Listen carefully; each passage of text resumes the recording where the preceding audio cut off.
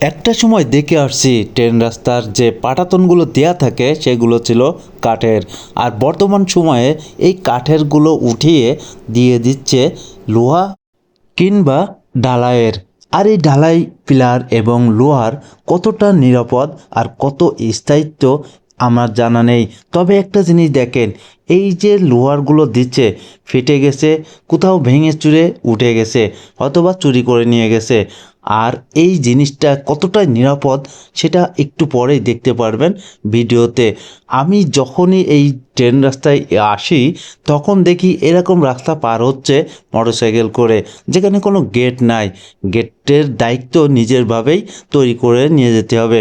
আরেকটা জিনিস দেখেন, ট্রেন আসছে, যেখান থেকে উঠায় নিয়ে গেছে লোহার পাটাতনটা, সেখানে কতটা চাপ প্রয়োগ হচ্ছে ট্রেনের। আর এইভাবে চলতে থাকলে ট্রেন এক সময় দুর্ঘটনায় কবলিত বা দুর্ঘটনায় পড়বে।